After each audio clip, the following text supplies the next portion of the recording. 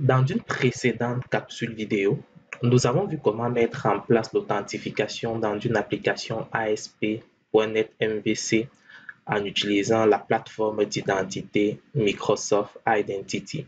Désormais, pour accéder aux fonctionnalités de cette application, l'utilisateur doit au préalable s'authentifier en utilisant son compte Microsoft.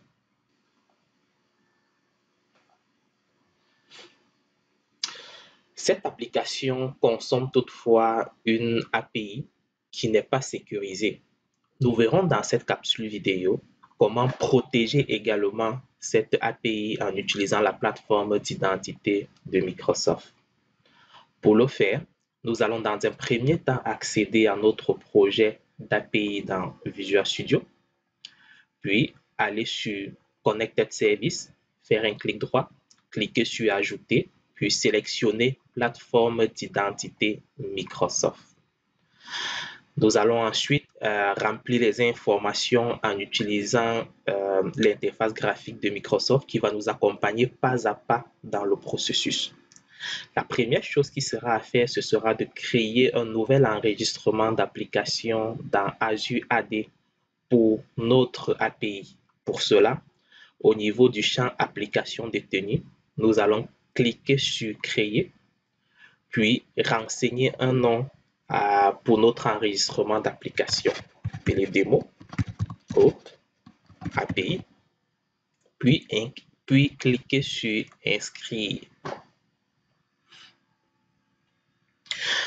Donc, Microsoft va procéder automatiquement à la création de l'enregistrement d'application dans le portail Azure au niveau de l'Azure AD, ce qui a été fait. Maintenant, nous allons cliquer sur Suivant pour configurer les informations supplémentaires et utiliser les outils pour pouvoir ajouter les packages et dépendances nécessaires au niveau de notre application.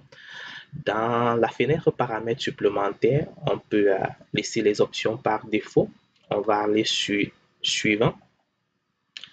Puis, cette fenêtre aussi, on va laisser les options cochées par défaut. Donc, ces options vont permettre notamment d'utiliser le SDK de Microsoft Identity pour installer les packages nécessaires, mettre à jour Azure AD et également mettre à jour notre code et ajouter bien évidemment les configurations nécessaires pour pouvoir supporter l'authentification. Donc, on va cliquer sur Terminer pour que toutes ces opérations soient effectuées au niveau de notre application.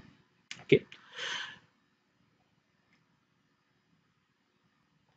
Donc, une fois cela fait, on va fermer la fenêtre et on va rentrer un peu à regarder les différents ajustements qui ont été apportés à notre application. Premièrement, si on se rend dans le fichier appsetting.json, on verra bien évidemment que la session Azure AD a été ajoutée avec toutes les informations nécessaires, notamment l'instance, le domaine, le tenant ID, le client ID, etc. Donc, ça c'est le client ID ici, c'est l'identifiant de notre enregistrement d'application dans Azure AD.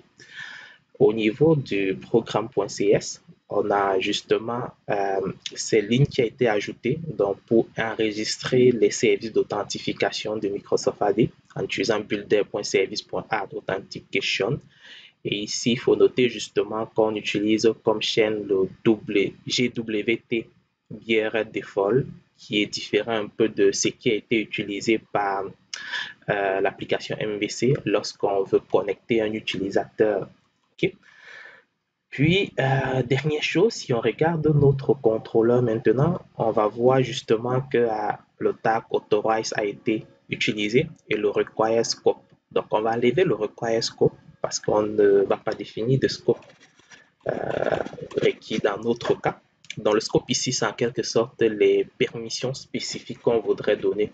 Donc, en plus de s'authentifier à l'API, le consommateur doit avoir des permissions spécifiques pour pouvoir accéder aux différentes fonctionnalités qui sont exposées par cette API-là. Donc, c'est tout. Nous venons de faire les ajustements. Maintenant, si on voudrait tester l'authentification avant de l'implémenter, avant d'implémenter l'appel au niveau de l'application MVC, on pourrait ajuster Swagger pour pouvoir effectuer cela. C'est ce que nous allons voir maintenant. OK? Donc, si je vais ajuster Swagger de telle sorte que je pourrais utiliser l'interface de Swagger non seulement pour tester mes API, mais également pour m'assurer que l'authentification est correcte parce que de toutes les façons, vu que j'ai de l'authentification en place, il faudrait que je m'authentifie au préalable dans Swagger pour pouvoir utiliser mes API. Donc, la seule façon de continuer à tester mes API à partir de Swagger est de configurer également Swagger pour permettre l'authentification. Pour cela, nous aurons quelques ajustements à faire. La première chose à faire sera d'abord d'aller dans notre enregistrement d'application et définir le scope qui va être utilisé. Donc, je vais aller dans le portail Azure. Je vais aller dans Azure Active Directory pour essayer de définir les permissions. OK? Donc, ici, je vais chercher mon enregistrement d'application dans App Registration et je fais donc ces deux mots autres API. Donc je prends mon inscription d'application, d'accord. Donc première chose que je vais faire, c'est d'aller dans authentication. Au niveau de cette page, on va ajouter l'URI de redirection de Swagger. Et cette URI de redirection, on va l'ajouter pour la plateforme SPA, Single Page Application. Pour cela, on doit cliquer sur le bouton Add et Platform. On va sélectionner Single Page Application. Et là, on va venir renseigner l'URI de redirection sur ce format. Donc, on va mettre https://localhost/swagger /auth2-redirect.html. Donc, une fois que cela est fait, on va cliquer sur configurer et là, il va nous ajouter cette nouvelle plateforme avec l'URI de redirection pour Swagger une fois qu'on a authentifié. Ensuite, on va aller dans la zone Expose API et là, on va ajouter un scope, le scope qu'on voudrait utiliser. Donc, je vais faire Add Scope. Mon scope ici, je vais l'appeler access.api, donc pour donner l'accès à mon API. Et je vais, on va demander ici qui peut donner le consentement. On va prendre administrateur utilisateur, donc tout utilisateur approuvé peut donner son consentement. Et on va cliquer sur, on va d'abord donner un nom, bien évidemment, access.api. Et là, on va mettre une description, puis cliquer sur Add Scope. Donc, une fois notre scope, on va un peu et on va le modifier. Access avec un S supplémentaire ici. Donc, on va enregistrer cela. Une fois cela fait, on peut maintenant retourner à notre application. Donc, on retourne à la configuration de notre application. On va accéder d'abord au fichier appsetting.json et ajouter quelques éléments supplémentaires pour Swagger. OK? Donc, ici, ce qu'on doit ajouter, c'est le auto URL, donc je vais faire un copier-coller. Donc on va ajouter ici le authorization URL et là ça reprend le https :/login.microsoftonline.com ici, mais slash on va ajouter en plus notre tenant ID, donc le tenant ID qui correspond à ce qu'on a ici. Une fois le tenant ID ajouté, on va ajouter un autre slash, les informations supplémentaires qu'on a ici. Donc O2/v2.0/authorize. Puis on doit ajouter également le token URL. Donc le token URL reprend également la même information avec le login.microsoftonline.com le tenant ID et slash le hôte de v 2.0, mais à la place de Authorize, on a plutôt Token. Et pour finir, on aura notre API Token Scope, le scope qu'on voudrait utiliser. Et là, je vais aller chercher la valeur dans mon enregistrement d'application au niveau du portail Azure. Donc, je vais tout simplement cliquer sur l'enregistrement d'application que j'ai ajouté récemment et c'est cette. Je vais prendre ce que j'ai ajouté récemment, Access API, et c'est justement cette valeur ici qu'on va copier. Donc, API, l'identifiant de le client ID / access.api. On va copier ça et on va coller dans le champ API Token Scope. Une fois cela fait, on va se rendre maintenant dans le programme.cs pour modifier l'enregistrement de Swagger. Donc ici, on va modifier l'enregistrement de Swagger pour ajouter le support de l'authentification. C'est un peu long à faire, donc là également, je vais récupérer dans mes notes. Et pour configurer de votre côté, vous pourrez bien évidemment vous appuyer sur l'exemple de code que je vais mettre en ligne sur mon GitHub et dont le lien sera fourni en commentaire de cette vidéo. Là, ça vous permettra d'aller directement récupérer cette configuration au niveau du fichier programme.cs de l'API.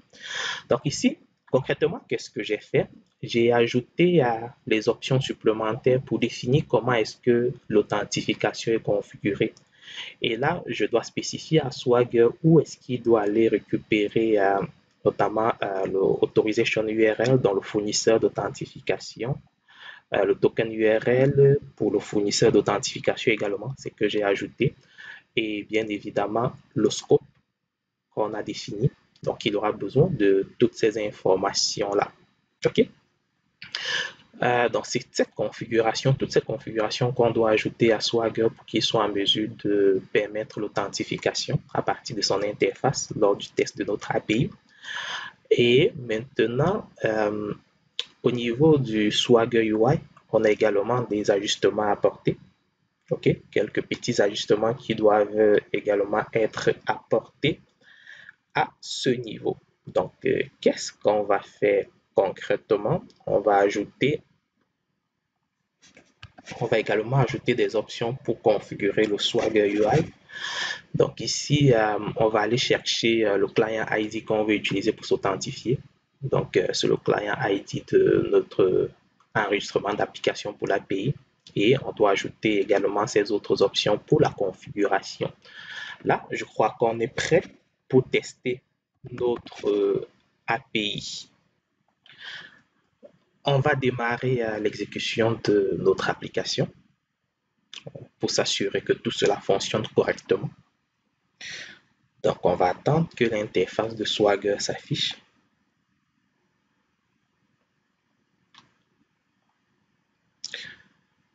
Donc, voilà. Alors, vous remarquez, contrairement à ce qu'on a d'habitude, on a désormais au niveau de l'interface de Swagger un bouton Authorize et on voit également qu'il y a un cadenas sur les méthodes de l'API pour montrer que ces méthodes sont sécurisées. Si on essaye de faire un test rapide, on va se rendre compte qu'on a une erreur 401 au Authorize qui montre justement qu'on n'a pas accès parce qu'on n'est pas authentifié. Maintenant, on va s'authentifier. On va cliquer sur le bouton Authorize. Vous voyez que par défaut, il va récupérer dans notre appsetting.json l'URL d'autorisation du provider d'authentification. Pareil pour le token URL et également pour le client ID. Tout ce qu'on a à faire, c'est d'accepter le scope, donc donner notre grande, cliquer en cochant cette case. Puis, on va cliquer sur Authorize et à ce moment-là, on va s'authentifier avec notre compte Microsoft ou avec n'importe quel compte supporté par la définition qu'on a mis dans notre enregistrement d'application. Donc, je vais cliquer sur Authorize et là, vous voyez qu'il m'a authentifié automatiquement parce que j'ai un compte avec lequel je me suis connecté précédemment. Si on va dans l'application MVC, on va voir justement que je suis authentifié. Donc, il a réutilisé directement ce compte-là. Et je peux tout simplement fermer Ensuite, je vais retester ma méthode, exécuter. Et on voit que là maintenant, je mets des informations qui s'affichent correctement. Et si je vais au niveau de mon application MVC maintenant et que j'essaye d'accéder à mon API, on va voir que justement, je n'ai plus accès parce que je n'ai pas les autorisations. OK, mon API n'a pas les autorisations.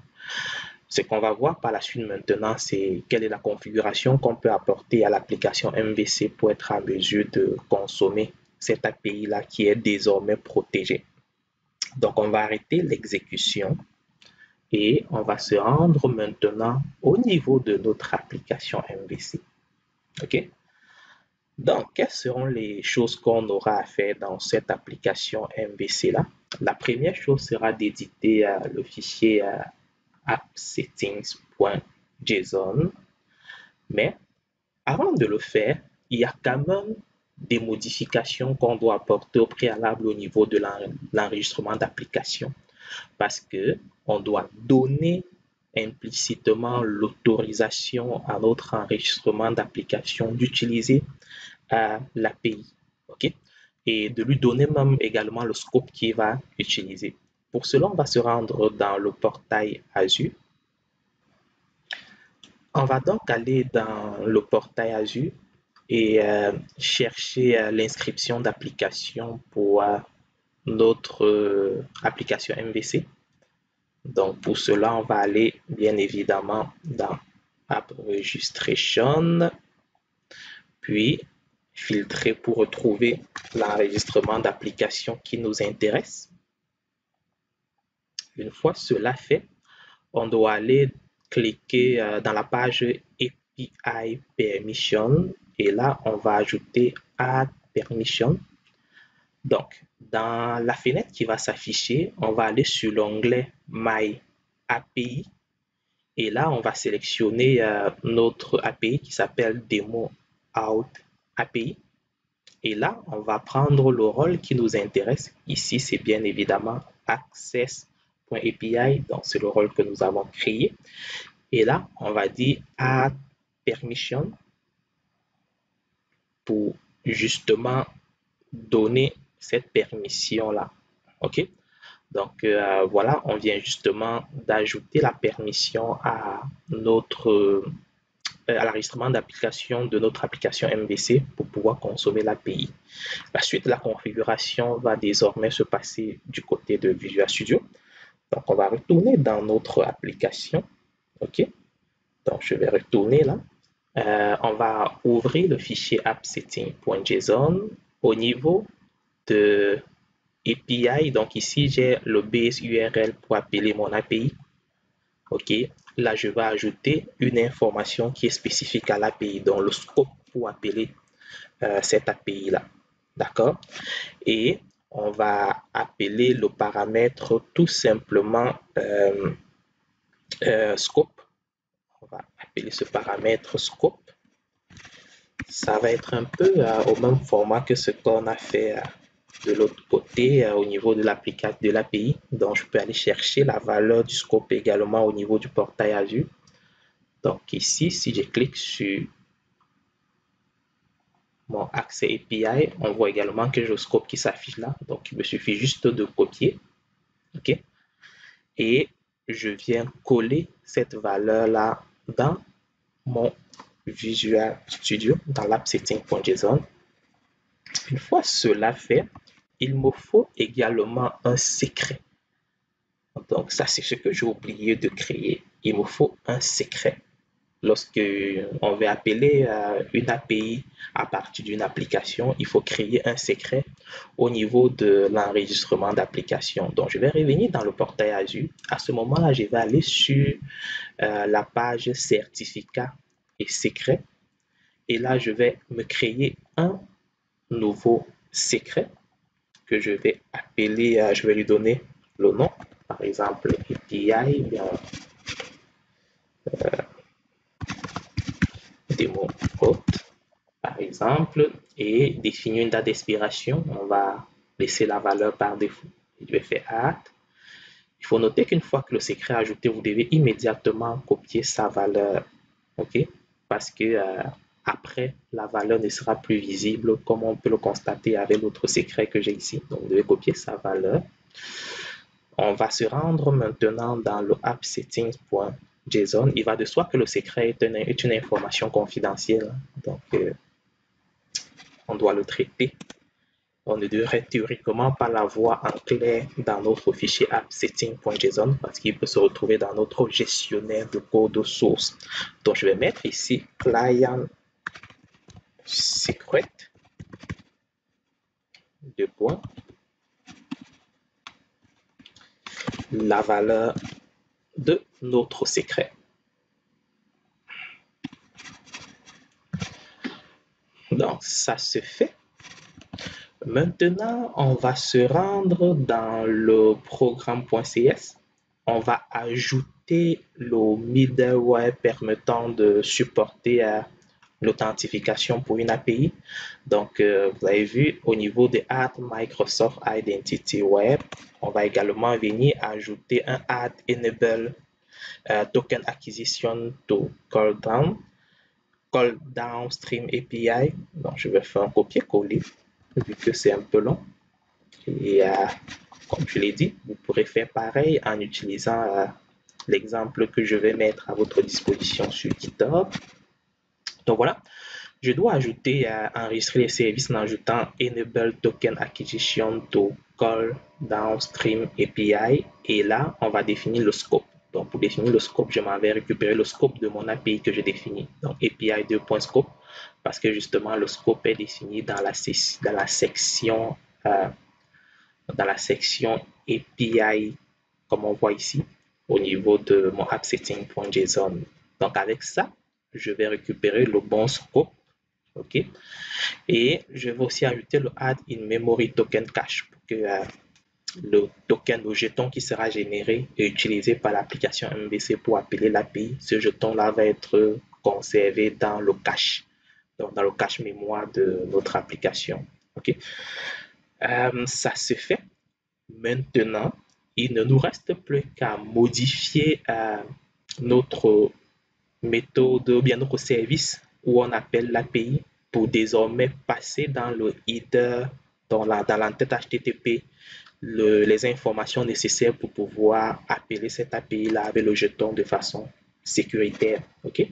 Pour cela, je vais donc éditer la classe que j'ai implémentée pour appeler mon API. Donc, première chose que je vais faire, ce sera de m'ajouter un private read only token acquisition. Donc ça c'est parfait, j'ai mon token acquisition et là on va utiliser l'injection, donc il me faudra également ajouter un token acquisition. Donc token acquisition égale token acquisition. Donc ça c'est la classe qui me permet d'obtenir mon token. Et maintenant, je vais implémenter la méthode permettant d'obtenir ce token et de l'ajouter au niveau des entêtes HTTP. Donc, pour cela, je vais faire un copier-coller également à partir de mes notes. Donc, c'est juste cette classe qu'il faut ajouter. Donc, j'ai créé une classe ici, prépare authenticate client. Donc là-dedans, on va appeler le token acquisition et là, on va utiliser la méthode get access token for user async. Donc, on va, pour l'utilisateur qui est authentifié, on va aller obtenir un jeton qui va servir pour appeler l'API. OK, c'est justement ça qui est intéressant.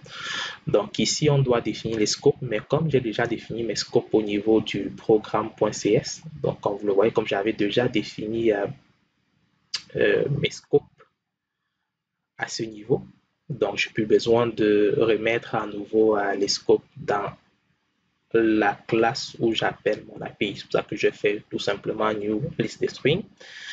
Et ensuite, on va remplir les headers. Donc ici, au niveau de l'entête authorize, c'est là qu'on va aller utiliser, renseigner le Access token en utilisant la méthode New Authenticate Header Value.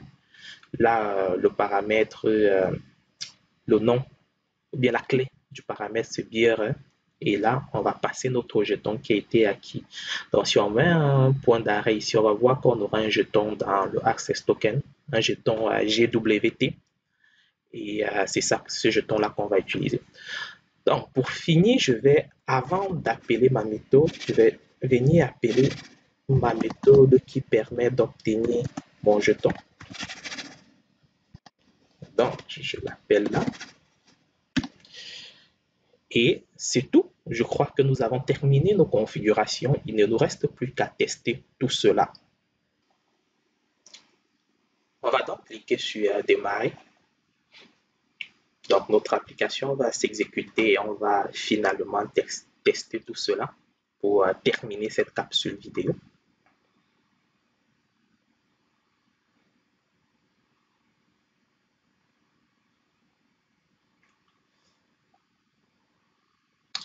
Alors, voilà mon application qui s'affiche. Maintenant, je vais appeler mon API. Et là, on va me demander de m'authentifier. C'est ce que je vais faire. Et renseigner mon mot de passe.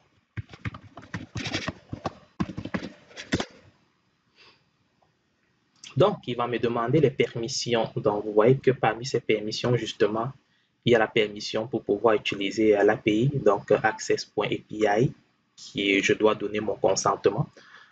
Donc, je vais cliquer sur consentement et je vais accepter.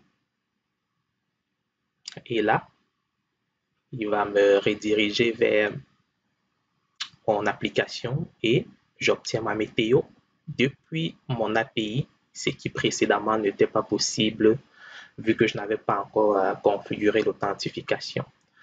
Pour finir, l'exemple de code que j'ai mis en place est disponible sur GitHub. Donc, on va se rendre tout simplement sur GitHub/Inalt et là, on va retrouver le dépôt qui s'appelle Demo Authentification. Donc, c'est ce lien-ci que je vais placer dans les commentaires de la vidéo pour vous permettre, bien évidemment, de récupérer le code source d'exemple et vous appuyez là-dessus et sur cette capsule vidéo pour pouvoir effectuer votre propre configuration. Je vous remercie pour votre écoute et on se dit à bientôt pour une nouvelle capsule vidéo.